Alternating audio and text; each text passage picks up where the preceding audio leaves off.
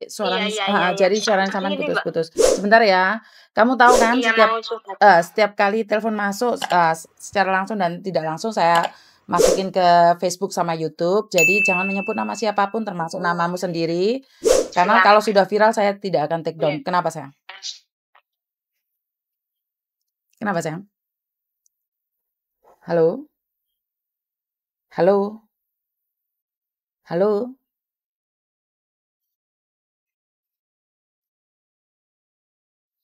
Oke, saya tahu Anda ingin curhat, saya tahu Anda ingin berbagi, tapi kalau sinyal kalian tidak bagus, sebaiknya jangan telepon saya karena, banyak juga yang telepon yang akan masuk dan kasihan yang lainnya juga menunggu. Jadi mungkin saya cut, saya teruskan dengan apa yang ingin saya katakan hari ini, tentang sesuatu. Waduh, tentang sesuatu. Nah, pagi tadi sebenarnya saya itu cuman buat status seperti ini. Seperti ini status saya. Bisa difahami status saya? Oke? Oke. Status saya, jadilah pinter bukan keminter. Jadilah cahaya di tempat yang gelap, bukan jadi pisau bermata dua, membantu tapi membunuh. Nah, ada yang inbox sama saya dan mengatakan, "Mbak Yuni, statusmu hati-hati, jangan pernah menyakitin atau menyinggung orang lain.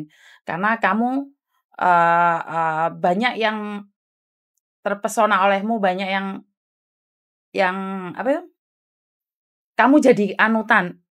Sebentar. Saya agak kaget dan kenapa saya repost lagi dan saya ya bisa dibilang bukan klarifikasi ya, karena status itu saya tidak pernah menyinggung ataupun mengatakan pada siapapun. Ini yang perlu saya jelaskan ya.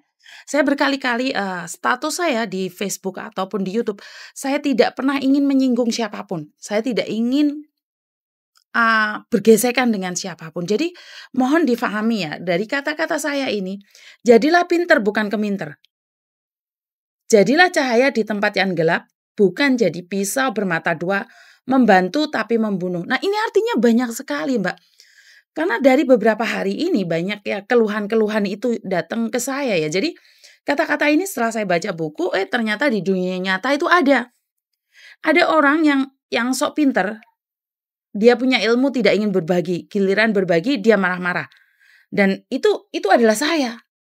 Kenapa? Dulu saya itu seorang pemarah. Bisa dibilang saya bukannya pinter-pinter amat.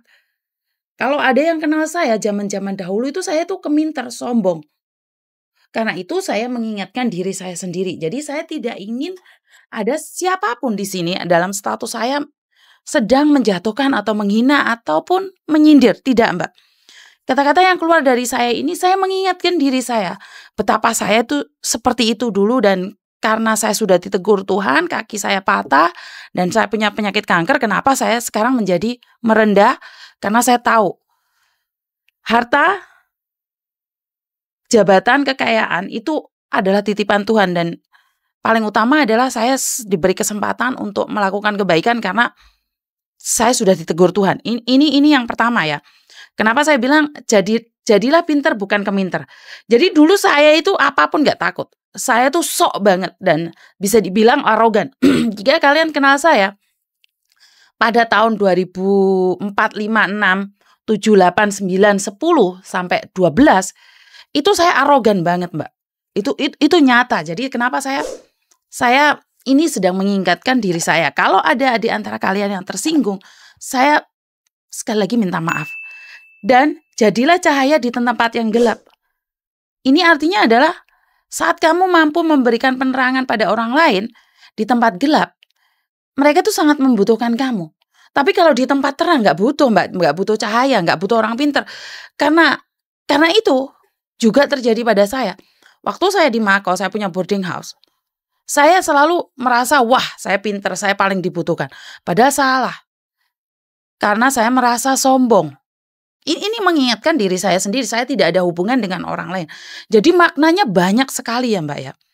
Menjadi cahaya di tempat yang gelap adalah kalau kamu memang bisa, ya berbagi, memberikan peluang pada orang lain untuk mengerti. Dan kalau di sekeliling kamu orang pinter, berarti kan semuanya cahaya. Jadi cahaya tidak dibutuhkan di siang hari. Saya bisa bilang matahari lebih terang. Tapi walaupun cuma lilin, kalau di tempat gelap, cuman lilin. Korek api itu sangat berarti sekali untuk di tempat yang gelap. Tapi kalau di siang hari kamu buka lilin, kamu buka lampu tuh percuma. Karena cahaya matahari lebih terang. Jadi intinya adalah kalau kamu tahu segalanya, kamu sudah pinter dan berkumpul dengan orang pinter, maka ilmumu itu tidak dibutuhkan karena kalian semuanya sudah pinter. Benar nggak? Tapi kalau saya bilang jadilah cahaya di tempat yang gelap, berarti di sekelilingmu itu tidak tahu. Di sekelilingmu itu tidak mengerti. Karena itu kamu menjadi cahaya. Dan saya tidak menyindir siapapun. Ini adalah tentang peringatan pada diri saya sendiri. Dan jadilah pisau bermata dua. Dan janganlah jadi pisau bermata dua.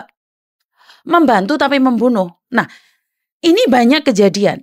Teman-temannya teman baik, membantu dikasih makan, dikasih tongkol, dikasih ini, dikasih itu. Tapi pada akhirnya diajak utang bank. Setelah utang bank selesai ditinggal kabur. Nah, ini namanya pisau bermata dua. Membantu tapi membunuh. Dan itu juga terjadi pada saya. Saya pernah membantu orang karena saya simpati, dia memberikan saya makan tongkol, sambal pete, itu saya sudah terpesona. Akhirnya bukan ngajak bank sih, saya cuma ngenalin dia ke rentenir. Berarti kan saya ini yang jahat. Saya tahu itu orang rentenir, terus saya beritahu ternyata apa?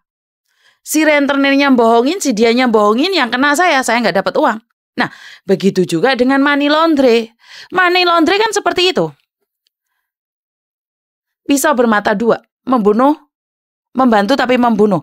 Ya, mereka memberikan kamu makan, diajak ke restoran, memberikan ini, memberikan itu. Pada akhirnya, kamu yang harus dideportasi. Nah, istilah itu sangat banyak sekali maknanya, sangat banyak sekali artinya. Jadi, kalau kalian tersinggung dan buat mbaknya yang nimbau saya benar-benar minta maaf. Jadi saya tidak ada maksud untuk menyinggung siapapun di antara kalian. Saya tidak ada maksud untuk melukai siapapun di antara kalian. Kadang-kadang kata-kata yang saya berikan itu adalah buat saya pribadi. Pengingat, karena ini Facebook modelnya kan gini Mbak. Tahun depan akan muncul lagi. Nah, tahun depan akan muncul lagi. Jadi ngingetin setahun yang lalu kamu buat status seperti ini. Sebenarnya itu bukan mengingatkan pada kalian, saya mengingatkan pada diri saya sendiri. Saya sebenarnya terpesona sama Facebook ya. Kenapa? Karena saya ingin melupakan mantan, ternyata di Facebook saya itu keluarnya para mantan.